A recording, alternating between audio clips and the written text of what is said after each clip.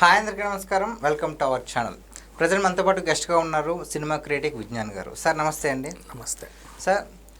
హనుమాన్ మూవీతో మొత్తం ప్రపంచవ్యాప్తంగా గుర్తింపు తెచ్చుకున్న తేజ సజ్జా మరొక మూవీ అంటే మిరాయ్ అనే ఒక సినిమాతో మన ముందుకు రాబోతున్నాడు.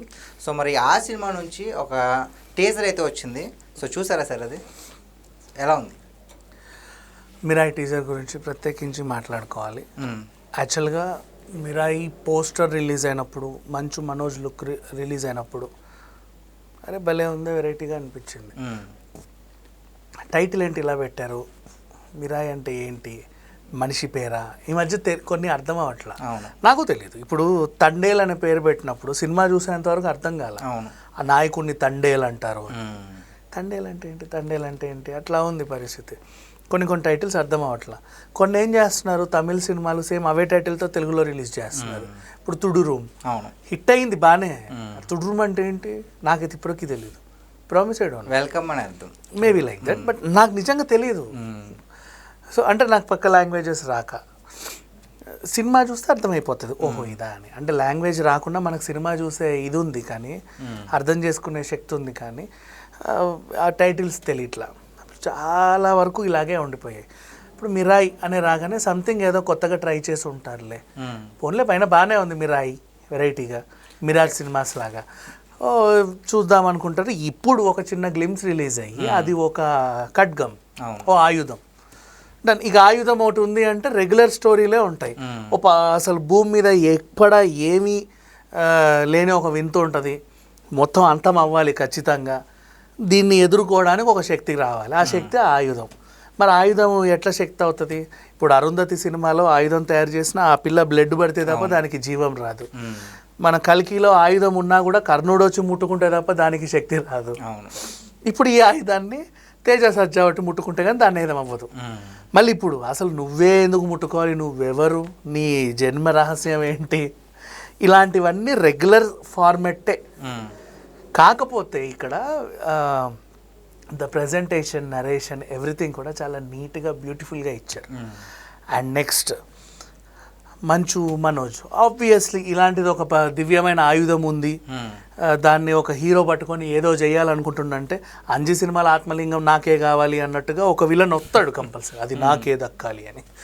అలా ఈయన వచ్చాడు. రొటీనే కదా ఇప్పటివరకు అయితే.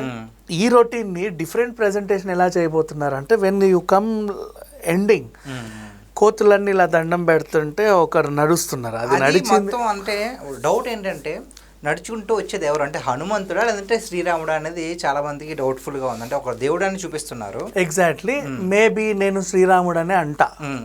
ఎందుకు అంటున్నాను చెప్పండి, నేను కూడా హనుమంతుడనే అనుకున్నాను. శ్రీరాముడు అని ఎందుకు అన్నాను అంటే, హనుమంతుడికి అయితే ఆ పంచ మాసిపోయినట్టు ఉండదు, శ్రీరాముడికి పెడతారు. ఎందుకంటే వనవాసం చేసి వస్తాడు కాబట్టి మాసిపోయిన పంచ కొంచెం, ఇప్పుడు అది పంచ మాసిపోయినట్టుంది.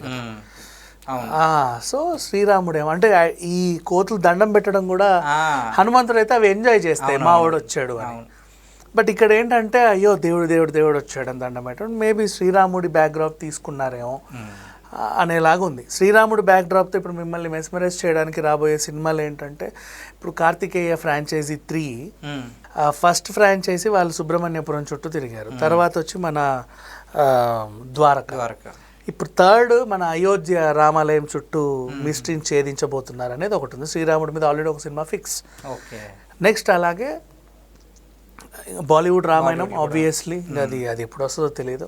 ఇప్పుడు ఇట్లా హనుమాన్లో ఎలాగైతే తేజ సజ్జా హనుమంతుడి బ్యాక్డ్రాప్ తీసి చేశాడో, ఇప్పుడు దీంట్లో శ్రీరాముడు.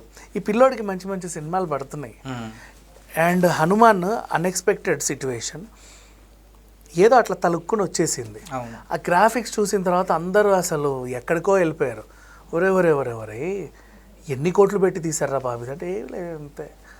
మరి అంత పెట్టి ఇంత అద్భుతంగా ఎలా తీశారు అంటే, మనం ఎంప్లాయీస్ని పెట్టుకుంటాం కానీ వాడికి పనొచ్చు అని చెప్తే మనం పెట్టుకుంటాం, బికాజ్ మనకు ఆ టెక్నికల్ నాలెడ్జ్ ఉండదు కాబట్టి. వాడు ఏం చెప్తే అది లాస్ట్గా చెప్పేసి ఇంకా బాగుండని లోపల అనిపిస్తూ ఉంటుంది. అట్లా వాడిని ఏమనలేము, ఉంచుకోలేము, తీయలేము. కొంతమంది అప్పుడే నేర్చుకొని వచ్చే ఎడిటర్స్ ఉంటారు అమీర్పేట నుంచి, స్టైఫండ్ లాగా పెట్టుకుంటాం 15,000 ఎంతో ఇచ్చి, వాళ్ళు చేసే వర్క్లు ఉంటాయి. ఆఫ్టర్ ఎఫెక్ట్స్ విఎఫెక్ట్లు అన్నీ అసలు ఇట్లా తిప్పి తిప్పి తిప్పి వీడియోని ఇలా ప్రజెంట్ చేస్తాడు ఓ సినిమా లెవెల్లో. కూడా గోడల మీద చూస్తూ ఉంటాం మనం పోస్టర్. ఎగ్జాక్ట్లీ ఆ పిల్లలు చేసేవి అవన్నీ బాగా చేస్తారు. అది అర్థం కాదు వీళ్ళు ఇంత టాలెంట్ ఎలా ఉందా అని. ఆ సినిమాలు రిలీజ్ కూడా అవ్వవు కానీ వీళ్ళ వర్క్ చాలా బాగుంటుంది. అంటే పిచ్చి పిచ్చి సినిమాలే అన్నీ మళ్ళీ వీళ్ళ వర్క్ టైటిల్ డిజైనింగ్ అన్నీ కూడా బ్యూటిఫుల్గా చేస్తారు.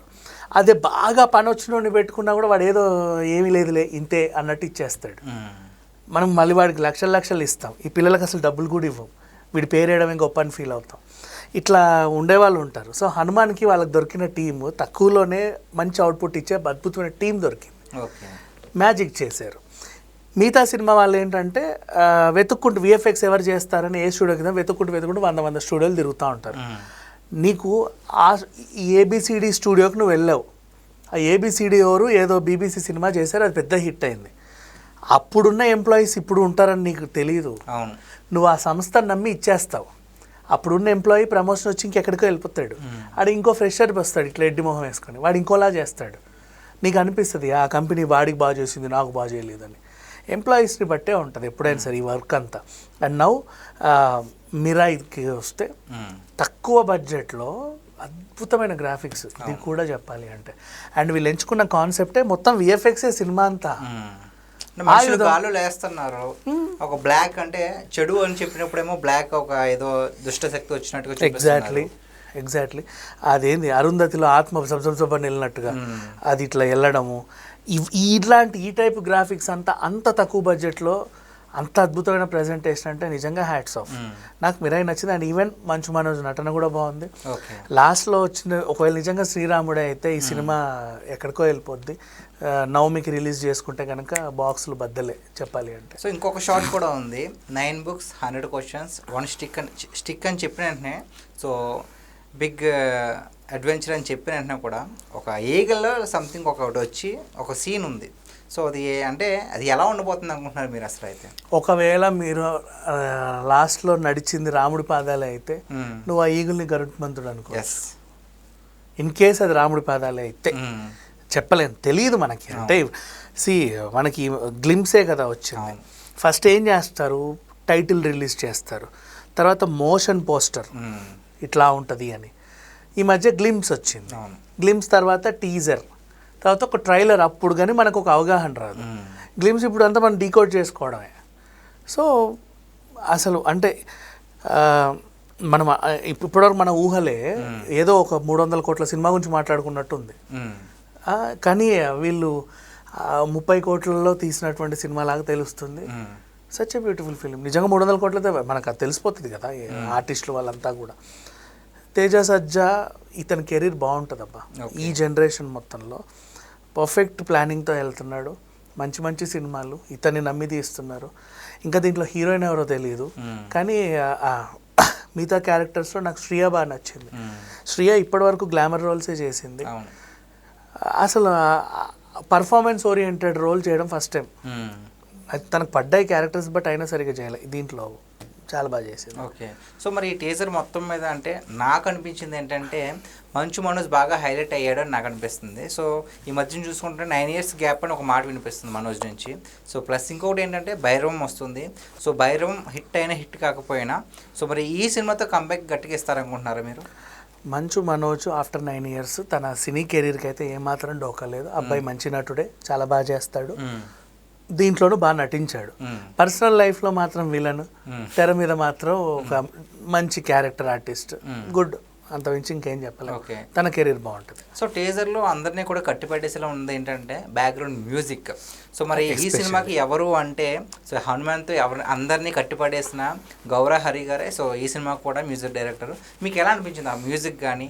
సో అదే చెప్తున్నా, అసలు నీకు హనుమాన్లో పూలమ్మే పిల్ల పాట వచ్చినప్పుడు స్టార్టింగ్ అది చాలా అద్భుతంగా ఉంటుంది. నీకు తెలియదు ఆ వాయిస్, అరే భలే మంచి పాట విన్నామనే ఫీలింగ్ వస్తుంది. ఆవకాయ ఆంజనేయ సాంగ్ వచ్చిన నెక్స్ట్ మళ్ళీ నీకు హనుమాన్ ఆంజనేయ స్వామి సంబంధించినటువంటి ఆ స్తోత్రాలు వచ్చిన లాస్ట్లో అన్నీ A to Z ఏం చూసినా సరే మంచి అట్లా లేసిపోతూ ఉంటాం, గాల్లో తేలినట్టు ఉంటుంది.